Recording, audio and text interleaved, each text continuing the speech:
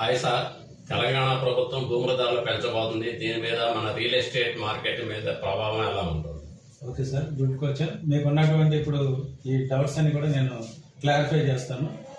మనకి గవర్నమెంట్ ఎందుకు అసలు ఇటువంటి స్టెప్ తీసుకుందంటే ఎవ్రీ 2 years ఒకసారి ఖచ్చితంగా భూముల ధరల సవరణ అనేది జరుగుతూ ఉంటుంది. మనకు లాస్ట్ టైం 2022లో జరిగింది. మళ్ళీ ఇప్పుడు భూముల ధరని సవరిస్తుంది. మార్కెట్ వాల్యూకి గవర్నమెంట్ వాల్యూకి ఉన్నటువంటి వ్యత్యాసం ఏదైతే ఉందో అది చాలా డిఫరెన్సెస్ చాలా ఎక్కువగా ఉంది. దీన్ని అంతా కూడా సరిచేయాలనే ఉద్దేశంతో గవర్నమెంట్ ఇప్పుడు ఈ ప్రతిపాదనలన్నీ కూడా సిద్ధం చేసింది. 3 విధాలుగా దీన్ని విభజించి గ్రామీణ ప్రాంతాలు, జాతీయ రహదారులు, ప్రాంతీయ రహదారులు ఉన్నటువంటి ప్రాంతాలు, అట్లానే అర్బన్ ఏరియాలు వీటిలో ఉన్నటువంటి ధరల్ని మార్పు చేయడం జరిగింది. ఇప్పుడు గ్రామీణ ప్రాంతాల్లో మనం తీసుకుంటే భూముల ధరలు ఎట్లా ఉన్నాయంటే 1,75,000 ఎకరానికి ఉన్నటువంటి ధరని 2,75,000గా కనీస ధరగా నిర్ణయించడం జరిగింది. అట్లానే ప్రాంతీయ జాతీయ రహదారులు ఉన్నటువంటి దగ్గర కూడా మనకు 5 నుంచి 10 లక్షలు. అలాగే ఏదైతే అర్బన్ ఏరియా ఉందో ఔటర్ రింగ్ రోడ్ బిలో ఉన్నటువంటి ల్యాండ్ మినిమం ఇంతకుముందు 7,25,000 ఉండేది ఎకరానికి. ఇప్పుడు దాన్ని 15 లక్షల వరకు మినిమం ధరగా నిర్ణయించడం జరిగింది.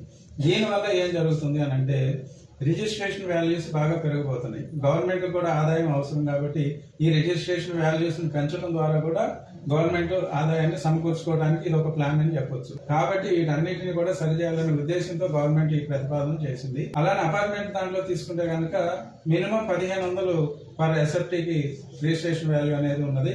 ఇప్పుడు దాన్ని మినిమం 6,000 గా మార్చడం జరిగింది. అయితే ఇది సామాన్యులకి భారమే. రిజిస్ట్రేషన్ ఎవరైతే చేసుకోవాలనుకుంటున్నారో, ల్యాండ్ కొనాలనుకుంటున్నారో, లేదా అపార్ట్మెంట్ లో ఫ్లాట్ కొనాలనుకుంటున్నారో వాళ్ళందరికీ కూడా ఈ రిజిస్ట్రేషన్ ఛార్జెస్ పెరగడం అనేది ఒక భారంగానే ఉంటుంది. కానీ దీన్ని మార్పులు చేయడం ద్వారా ఈ వ్యత్యాసాలు తగ్గించాలనేది గవర్నమెంట్ యొక్క ఆలోచన. దీన్ని బట్టి కూడా మనం ఏం చెప్పొచ్చు అంటే రాబోయే రోజుల్లో ల్యాండ్ వాల్యూస్ బాగా పెరిగిపోతున్నాయి. గవర్నమెంట్ వాల్యూ ఎప్పుడైతే పెరుగుతుందో ఆటోమేటిక్ గా ల్యాండ్ వాల్యూస్ మళ్ళా బయట వ్యక్తులు పెంచడం అనేది జరుగుతుంది. ఇప్పుడు మనం చేయాల్సింది ఏంటంటే మనం ఏదైనా ప్రాపర్టీ కొనున్నా లేదంటే కొనాలనుకున్నా మనం ఏదైనా కూడా త్వరపడి ఇప్పుడు దాని రిజిస్ట్రేషన్ మనకున్నటువంటి ఏదైనా కొనుంటే కనుక దాని రిజిస్ట్రేషన్ కంప్లీట్ చేసుకోవాలి.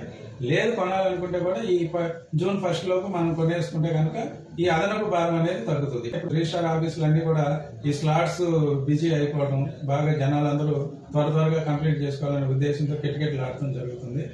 థ్యాంక్ యూ, చాలా బాగా వివరించారు.